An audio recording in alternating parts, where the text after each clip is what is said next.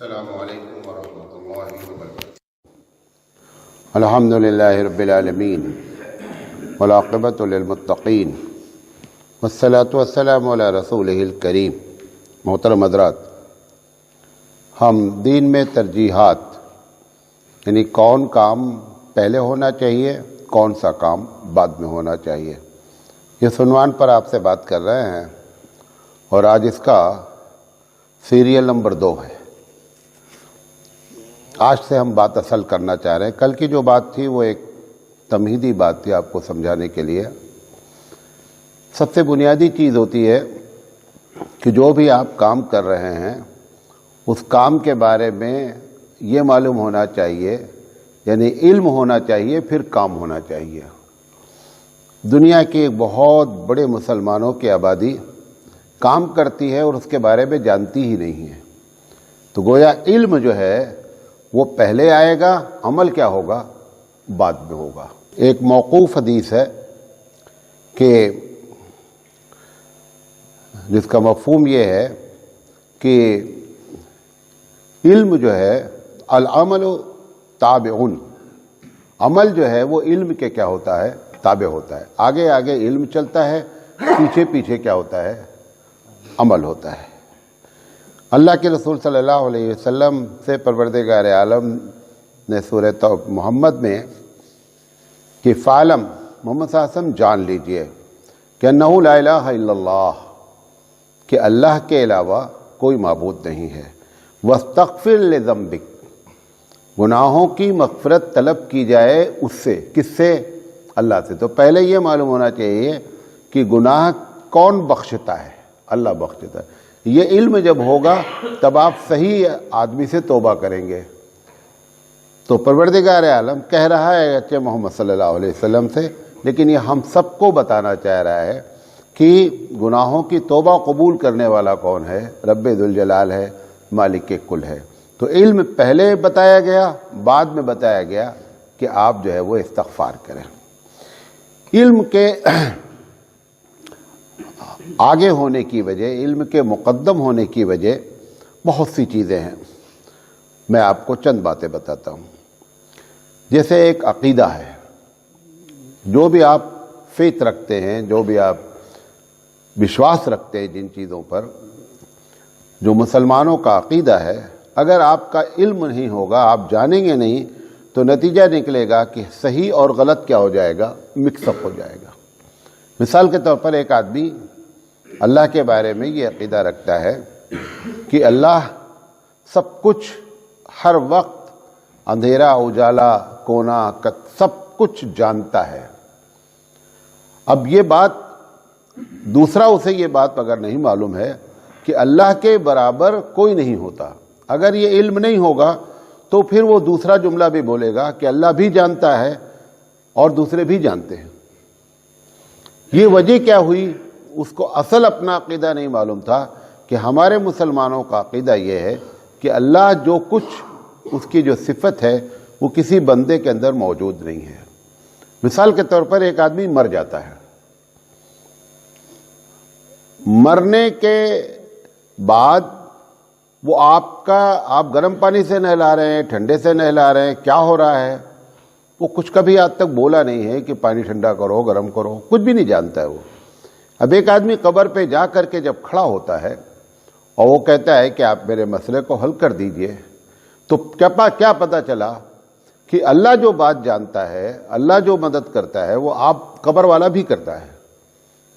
یہ آپ کو دونوں عقیدے کے علم ہونا چاہیے تھا کہ اللہ کی صفت کے برابر کچھ بھی نہیں ہے۔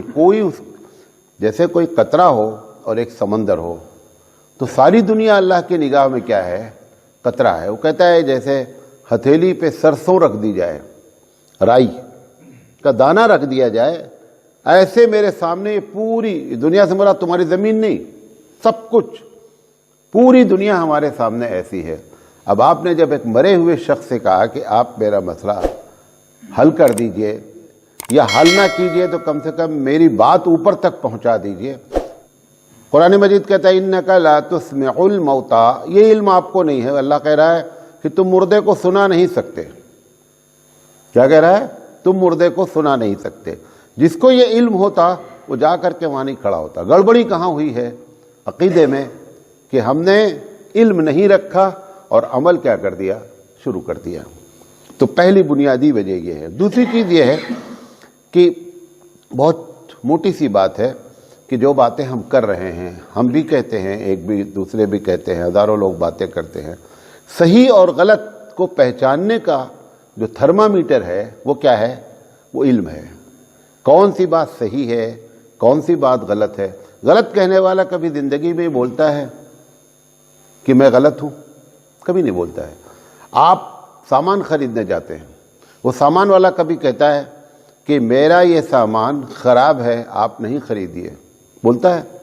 کبھی نہیں بولتا ہے۔ اس وقت آپ کا مفاد وابستہ ہوتا ہے، آپ اس کو چیک کرتے ہیں، جاننا چاہتے ہیں، کبھی ہاتھ ڈال کر کے گیہوں نکال کر چیک کرتے ہیں، کبھی ایسے کرتے ہیں، کبھی پھونک مار کے دیکھتے ہیں کہ یہ جو دے رہا ہے دوسرا والا 90 روپے میں دے رہا ہے، یہ جو ہے وہ 100 روپے میں دے رہا ہے، تو یہ تو اچھا ہے یا خراب ہے؟ تو پتہ کیا چلا کہ جہاں پر انسان کا اپنا فائدہ ہوتا ہے وہاں اپنی بدھی کا استعمال کرتا ہے، وہاں پر اپنے عقل کو بھی لڑاتا ہے اور اپنے علم کے ذریعے کیا کرتا ہے؟ پتہ لگاتا ہے۔ تو ایسے ہی کسی بھی صحیح اور غلط کے لیے لازم ہے کہ بندہ کیا ہے؟ علم رکھتا ہو۔ تیسری چیز عبادات ہیں۔ کتنے لوگ بیچارے ایسے ہیں بہت عبادتیں کرتے ہیں، لیکن وہ عبادت ان کی خود بنائی ہوئی ہے۔ یہ پڑھیں گے تو رزق میں برکت ہو جائے گی، فلاں کریں گے تو یہ ہو جائے گا۔ دنیا بھر کے روزانہ واٹس ایپ پہ ہزاروں اس قسم کے میسج، بھی صبح میسج آیا ابھی صبح کہ اگر ماہ سفر کے آخر میں اتنی مرتبہ یہ دعا پڑھی جائے، اتنی مرتبہ یہ سورت پڑھی جائے، اتنی مرتبہ یہ سورت پڑھی جائے تو رزق میں بڑی کشادگی ہوتی ہے۔ اب وہ اس کو علم ہی نہیں ہے۔ تو علم کا ایک دوسرا طریقہ ہوتا ہے کہ اگر معلوم نہیں ہے تو آپ اس سے پوچھیں جس کو معلوم ہے۔ یہ مطلب نہیں ہے علم کا، یہ مطلب نہیں کسی مسئلے کا کہ نہیں مجھے بتا دیا، ہم نے عمل کر لیا، یہ کہہ کر کے قیامت میں کوئی نہیں بچے گا۔ بلکہ ہماری ذمہ داری بنتی ہے کہ ہم جس چیز کو اپنی زندگی میں لا رہے ہیں ہم کو معلوم ہونا چاہیے کہ اس کے بارے میں ہمارے اللہ نے کیا کہا ہے، ہمارے رسول اکرم صلی اللہ علیہ وسلم نے کیا کہا ہے، صحابہ نے اس کو کیا سمجھا ہے۔ یہ تین بڑی بنیادی باتیں ہوتی ہیں۔ تو سنت جتنی بدعتیں ہیں، جتنی بدعت رائج ہے، اس کے بارے میں اس کو علم ہی نہیں ہے۔ کرناٹک ہے، تمل ناڈ ہے، آندھرا ہے، یہاں پر ایک عبادت کا طریقہ ہے مسلمانوں میں، محبوب سبحانی کا کٹا بولتے ہیں، چبوترا، کچھ بھی نہیں ہے وہاں۔ مطلب ایک جگہ تو ایسا ہے مطلب کہ غیر مسلم کچھ پتھر رکھے ہیں، کچھ نہیں تو ادھر ہی سے اٹھا کر کے 2-4 پتھر رکھ دیا ہے، وہاں کچھ بھی نہیں ہے، صرف ایک چبوترا سیمنٹ کا بنا ہوا ہے اور آ کر کے لوگ اس کی عبادت کرتے ہیں۔ تو کیوں ایسا ہوا؟ عقل نہیں کام کری، سب کچھ ہوتا ہے، علم نہیں ہے بیچارے کو۔ اور جب علم کوئی بتانے والا بھی ہوتا ہے تو ایک دوسرا والا، یہ اس سے بڑا گناہ ہوتا ہے کہ دوسرا والا بولتا ہے نہیں یہ صحیح نہیں بتا رہا ہے، یہ ایک الگ ٹاپک ہے۔ لیکن ساری گمراہی دنیا میں مسلمانوں میں جو کچھ بھی آئی ہے، اسی لیے اللہ کے رسول صلی اللہ علیہ وسلم نے اپنے آخری دنوں میں کیا فرمایا کہ ترکت فیکم امرین، کہ لوگوں میں تمہارے درمیان میں 2 چیزیں چھوڑ رہا ہوں، لن تضلوا، ہرگز گمراہ نہیں ہوگے، ما تمسکتم بہما، جب تک تم ان دونوں چیزوں کو پکڑے ہوگے۔ آپ نے فرمایا کتاب اللہ علم ہے، وہ سنتی، وہ سنت، دوسرے روایت میں سنت نبی ہے کہ اپنے رسول کی سنت، اور اگر قرآن کا علم تم کو ہوگا تو دنیا کتنا بھی گمراہ کرنا چاہے گی، گمراہ نہیں ہو سکتے۔ ہمارے ہاں شادیاں ہوتی ہیں، بیاہ ہوتی ہیں، ساری رسومات کون کرواتی ہیں؟ عورتیں، ہے نا۔ اپنا مسئلہ نہیں جانتی ہیں، اپنے پاکی ناپاکی کا مسئلہ نہیں جانتی ہیں، اور پوری رسومات کا مسئلہ وہ جانتی ہیں۔ ایک مرتبہ نہیں سوچتی ہیں کہ اللہ ہم مسلمان ہیں۔ دیکھیں غیر لوگ کریں کچھ بھی بیچارے تو ان کے اوپر کوئی ہنسنے کی بھی آپ کو ضرورت نہیں ہے۔ ان کے پاس نہ اللہ کی کتاب ہے، نہ ان کے پاس کسی کا طریقہ موجود ہے، نہ تمہاری تیرے روزانہ تقریر کرنے والا کوئی بتانے والا۔ وہ اگر گمراہ ہوں، تو سمجھ میں آتی ہے بات. لیکن آپ کی گمراہی، آپ کی غلطیاں یہ ایک دم ان لاجیکل ہے، غیر منطقی باتیں ہیں. اور ان سب کی وجہ کیا ہے بھئی؟ اب آپ تقریر سن رہے ہیں، ہے نا؟ کون نہیں سن رہا ہے؟ عورتیں نہیں سن رہی. علم کس کو آئے گا؟ آپ کو آئے گا. تو عورتوں کا ہم نے کوئی نظم نہیں کیا صحیح جاننے کا. نتیجہ کیا نکلا کہ جتنی بدعات ہیں، جتنی خرافات ہیں، سب کی موجد جانتے ہیں؟ جس نے اس کو ایجاد کیا، سب عورتیں ہیں. ان پر عمل کرنے والی کون ہے؟ سب عورتیں ہیں. اور ان سب کی بنیادی وجہ کیا ہے؟ کہ علم نہیں ہے. علم اگر اب اللہ کے رسول کی اگر یہ حدیث معلوم ہو کہ آپ نے اگر کوئی کام ثواب سمجھ کر کیا اور میں نے اس کو نہیں بتایا ہے تو آپ گمراہی پر ہیں.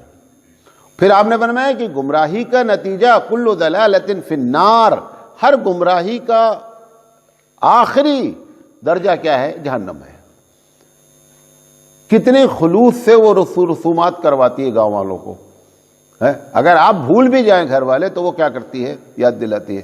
ایک مرتبہ اپنے بازو والے کو بولنے نہیں آئی کہ بہنی فجر کی نماز بھی پڑھا کرو. کبھی بتایا ہے؟ لیکن اگر شادی کی رسم میں ایک چوک جائے گی تو آ کر کے آپ کو بتائے گی، اگر موجود رہے گی تو آپ کو یاد دہانی کرائے گی. لیکن کبھی نہیں بولنے آئی ہے کہ فجر کی نماز چھوڑ دیا. ہم عورتوں کو نماز نہیں چھوڑنا چاہیے. اللہ کے رسول نے فرمایا عورتیں جہنم میں زیادہ ہوں گی. ہاں، یہ بھی جا کے بتانا چاہیے تھا. یہ کیا ہے؟ یہ علم کی کمی کی وجہ سے ہم کو پتہ ہی نہیں چل پا رہا ہے کہ اس میں سنت کیا ہے اور اس میں بدعت کیا ہے. لہذا علم ہمیشہ مقدم ہوگا عمل کے اوپر. اسی طریقے سے معاملات ہیں. مثال کے طور پر میں نے 20 مرتبہ آپ سے کہا کہ آپ یہ گروی جو رکھ رہے ہیں یہ ناجائز ہے. کہا نہیں کہا؟ اس کے پہلے بہت سے لوگوں کو یہ بات معلوم ہی نہیں ہے کہ یہ کرنا گناہ ہے. تو کیوں گناہ ہوا؟ کیوں غلط ہوا؟ کیونکہ نالج نہیں ہے، علم نہیں ہے. اگر علم، دیکھیں، علم کے بعد جو نہیں مانتا ہے وہ ہٹ دھرمی کرتا ہے. لیکن بہت سے لوگ بیچارے ایسے ہیں جن کو بتایا ہی نہیں گیا، مسئلہ ہی نہیں معلوم ہے. اور لیکن یہ کہہ کر کے، یہ بھی آپ کو بتا رہا ہے، یہ کہہ کر کے آپ بچ نہیں پائیں گے. مثال کے طور پر کہ ایک آدمی ڈرائیونگ پر بیٹھا ہوا ہے، ڈرائیونگ چلا رہا ہے. ڈرائیونگ کے اصول ہیں، ان کے نشانات ہیں کہ بھیا اگر یہ نشان لگا ہے تو یہ مانا ہے، یہ نشان لگا ہے تو یہ مانا ہے. اب وہ نو انٹری میں چلا گیا جدھر نہیں جانا چاہیے. پولیس نے پکڑ لیا. وہ یہ کہہ کر بچ جائے گا کہ مجھے نہیں معلوم تھا کہ یہ نو انٹری کا بورڈ ہے.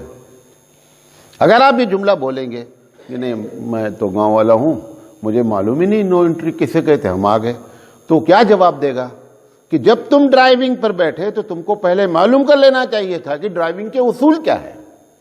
آپ مسلمان گھر میں پیدا ہوئے ہیں، آپ کو لازم تھا کہ آپ معلوم کریں کہ ہم مسلمانوں کا بنیادی طور پر کیا عبادت ہے، کیا سنت ہے. یہ کہہ کر کے نہیں بچ پائے. جیسے پولیس والا فائن مارے گا، یہ کہہ کر کے آپ نہیں بچا پائیں گے کہ مجھے نہیں معلوم تھا، مجھے نہیں معلوم کی سزا ملے گی.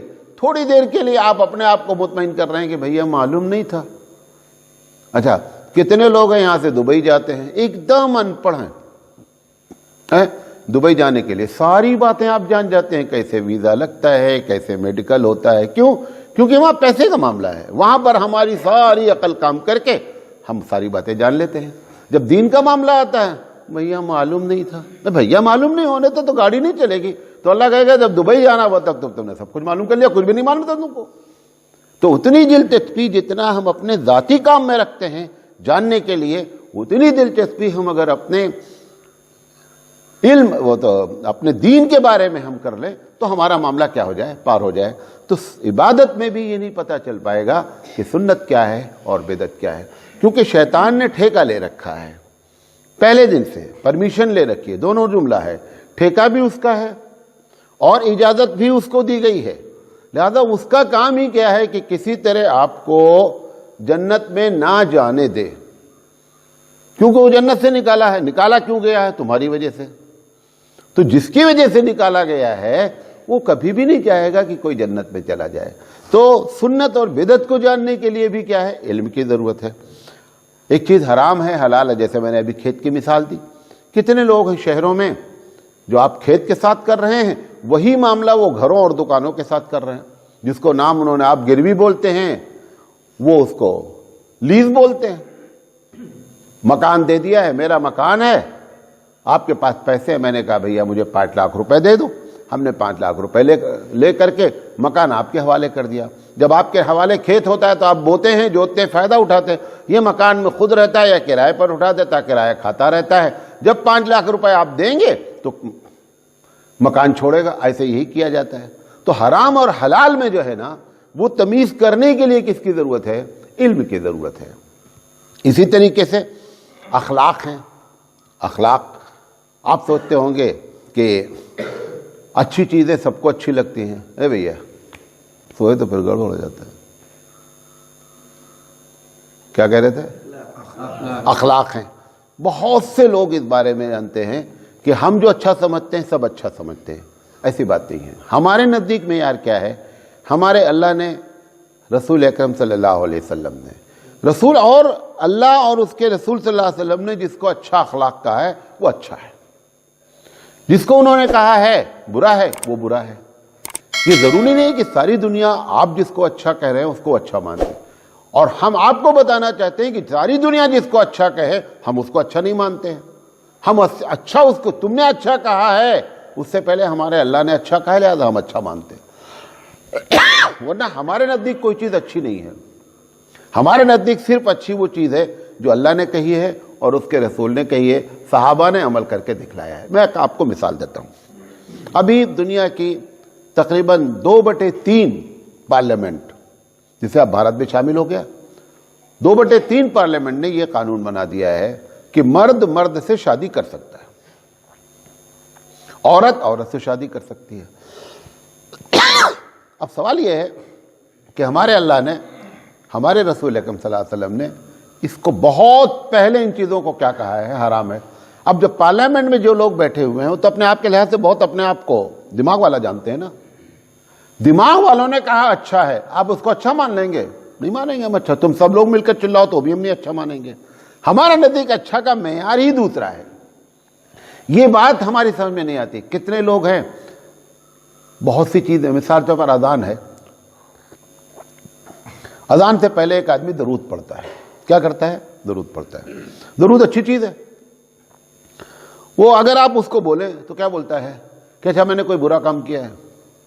اس کے دماغ میں یہ بات نکل گئی، یہ علم نہیں ہے کہ اچھائی کی بنیاد رسول اکرم کی تصدیق ہے۔ اچھائی کی بنیاد ہمارے حبیب مصطفیٰ کا اس بات کو کہنا ہے۔ بذات خود کوئی چیز اچھی نہیں ہوتی ہے۔ اگر خود اچھی ہوگی، یہ نظریہ رکھ لیں گے، اس کا علم نہیں ہوگا، نتیجہ کیا نکلے گا کہ کتنا آپ اچھا کام اپنے طور پہ کریں گے اور پتہ چلا اس اچھے کام میں ہی گناہ مل رہا ہے۔ بہت سے لوگ، آپ کو معلوم ہے، جو خراب چیزیں ہوتی ہیں، شراب ہے، زنا ہے، چوری ہے، کوئی مسلمان یہ سمجھ کر شراب پیا ہے کہ شاید شراب حلال ہے؟ کبھی نہیں۔ برائی میں کنفیوژن نہیں ہوتا ہے، یہ نوٹ کرنا اس بات کو۔ ہمیشہ بندہ نیکی میں کنفیوز ہوتا ہے۔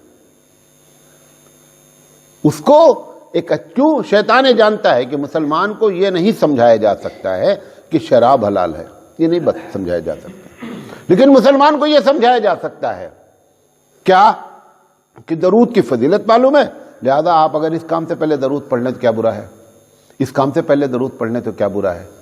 وہ چاہتا ہے کہ کسی تیرے رسول کے طریقے پر یہ آنے نہیں پاویں، تو اچھائی کے راستے سے گھستا ہے، برائی کے راستے سے شیطان ان معاملے میں نہیں گھستا ہے۔ کیونکہ برائی والے ایک مرتبہ ایک آدمی کو شراب کا عادی بنا دیا، وہ چھوڑ دیتا، اس کو آٹو لگا دیتا، اسے معلوم ہے یہ پیتا رہے گا، اس کے پیچھے اپنا ٹائم برباد کرنے کی کوئی ضرورت نہیں ہے، وہ اس کو چھوڑ دیتا ہے، کنارے ہو جاتا ہے، اس سے دوسرا کسٹمر پکڑتا ہے۔ لیکن نیکی میں سخت خطرہ ہوتا ہے، اس لیے نیکی کے کرنے میں زیادہ ہوشیار رہنا ہے، برائی کے کرنے میں اتنا ہوشیاری کی زیادہ ضرورت نہیں ہوتی ہے۔ تو حرام حلال کی تمیز بھی کون بتاتا ہے؟ علم بتاتا ہے۔ اسی طریقے سے اخلاق، اچھے اور برے اخلاق کیا ہیں؟ اچھے اور برے اخلاق جو اللہ کے رسول صلی اللہ علیہ وسلم نے بتایا، حبیب مصطفیٰ صلی اللہ علیہ وسلم کے صحابہ نے اس پر عمل کر کے دکھلایا، وہ اچھے اخلاق ہے۔ ساری پارلیمنٹ میں مل کر کے ایک بات بولے۔ اب آپ دیکھیے، جب انسان تو بڑی لمبی بات ہو جائے گی. جب انسان ایسی باتیں کرتا ہے, خوب غلطیاں کرتا ہے. آپ بتائیے, سپریم کورٹ کے جج بیٹھے ہوئے ہیں, کتنے دانشور ہیں اپنے آپ کو. ایک آدمی سے کہہ رہے ہیں کہ اگر آپ نے 3 طلاق اکٹھا دے دیا تو آپ کو کیا ہو جائے گی؟ جیل ہو جائے گی. اچھا, جیل کس چیز کی؟ کہ تم نے اور پھر کیا کہہ رہے ہیں کہ تم نے جو طلاق دیا طلاق نہیں ہوگی. ابھی جب طلاق نہیں ہوئی تو جیل کس چیز کی؟ غلطی ہوئی نہیں, سزا مل جائے گی. یہ کون سا قانون ہے دنیا کا؟ تھوڑی سی بھی اگر آدمی عقل کرے کہ بھئی ٹھیک ہم نے غلطی کیا, ہم کو سزا ملے. آپ ایک طرف کہہ رہے ہیں کہ طلاق واقع نہیں ہوگی, اور دوسری طرف آپ کیا کہہ رہے ہیں کہ آپ کو جیل ہو جائے گی. جب انسان کتنا بھی دانشور ہو, جب وہ قانون بناتا ہے کچھ دن کے بعد اپنے ہی قانون کو بیٹھ کر کیا کرتا ہے؟ چینج کرتا ہے, تبدیل کرتا ہے. ہمارا اللہ جو بنا دیا ہے وہ کیوں نہیں تبدیل ہوتی؟ کیونکہ قیامت تک کی ساری باتوں کا علم ہے. یہ بندے کا قانون کیوں بدلا؟ کیونکہ علم اس کا کیا ہو گیا؟ علم تھا, بنا لیا. علم ناقص تھا, علم میں اتنی کشادگی نہیں تھی کہ وہ ساری باتوں کو سمجھ سکتے. لہذا نتیجہ کیا نکل آیا؟ غلط نتیجہ نکل آیا. اس عورت, ایک آدمی کو آپ نے جیل بھیج دیا طلاق دینے پر, ٹھیک ہے, طلاق ہوئی نہیں بقول آپ کی. اب وہ واپس آئے گا تو کس کے ساتھ رہے؟ کیونکہ بیوی سے تو طلاق ہی نہیں ہوئی ہے. اب کون اتنا بڑا دل گردہ والا ہے, اور کون ایسی ساس ہوگی کہ جس کے بیٹے کو تم نے جیل کرا دیا تو وہ بولے کہ ہاں بھئی اب تم دوبارہ آؤ ہمارے بیٹے کے ساتھ. کیوں رکھے گئے اپنے بیٹے کے ساتھ وہ اپنی اس عورت کو کہ جس کو تم نے جیل کروا دیا؟ اچھا, اب اس کے بعد اس عورت سے شادی کون کرے گا؟ کون مافیا والا اتنا بڑا دادا ہے کہ کہے بھیا ٹھیک ہے ایک کو جیل کرائے دے گے تو ہم کا جیل کراؤ جانے. تو آپ نے کیا کیا؟ اس عورت کی زندگی برباد کر دیا. اس سے کوئی اب شادی نہیں کرے گا, ساس اپنے گھر میں رکھنے کے لیے تیار نہیں ہوگی, اور یہ 3 سال تک کیا کرے گی؟ شادی جس مقصد کے لیے ہوئی تھی وہ 3 سال تک کیا کرے گی؟ نہ کھلانے والا نہ پلانے والا. وہ 3 سال کا انتظام بھی کوئی نہیں کیا. تو جب انسان کہنے کے لیے ہم نے عورتوں کے ساتھ بہت اچھا معاملہ کر دیا, یہ اچھا معاملہ کر دیا کہ وہ نہ بہو رہ گئی نہ دوسرے کی بیوی بننے کے لائق رہ گئی, اور 3 سال تک بھیک مانگے گی. اور چوتھے سال پھر نتیجہ کیا نکلے گا؟ آئے گا شوہر, بولے گا پہلی مرتبہ اکٹھا طلاق دیا تھا, اب کے الگ الگ لے لو, لیکن ہم تمہارے ساتھ نہیں رہ سکتے, ہمارا پنڈ چھوڑ دو. یہ انسانی علم غلطی کرتا ہے ایسے. لہذا اللہ اور اس کے رسول کے علم پر رہیں گے تبھی آپ کو اچھائی اور برائی کا پتہ چلے گا. اور آخری بات کہہ کر اپنی بات ختم کرتے ہیں. اس جو ٹاپک چل رہا ہے کہ کس علم کو کس عمل کو آپ کب کریں گے, یہ بتائے گا کون؟ یہ علم بتائے گا. جیسے میں نے کل مثال دیا کہ آپ مسجد میں داخل ہو رہے ہیں, تلاوت کی فضیلت اپنی جگہ بہت زیادہ ہے, لیکن آپ کو یہ بات نہیں معلوم ہے کہ مسجد میں داخل ہونے کے وقت سب سے بڑی فضیلت کے کام کی ہے. کون راجح ہے, کون مرجو ہے, کون افضل ہے, کون غیر افضل ہے وہ بھی نیک کام, لیکن اس کے درمیان میں بھی کیا ہے ترتیب, یہ بتائے گا کون؟ کہ علم بتائے گا. لہذا اس بنیاد پر سب سے پہلی بات جو آپ سے کرنا چاہ رہے تھے وہ یہ کہ علم مقدم ہے, اور اس کی وجوہات بتائی. انشاءاللہ زندگی میں دلیل کیا ہے قرآن حدیث سے, اس پر بھی بات کریں گے, اور اگر نہیں کریں گے ایسا تو اس کے نقصانات کیا ہوں گے اس پر بھی بات کریں گے. اللہ تعالیٰ سے دعا ہے کہ اللہ تعالیٰ کہنے سے زیادہ عمل کرنے کی توفیق عطا فرمائے. وآخر دعوانا ان الحمد للہ رب العالمین.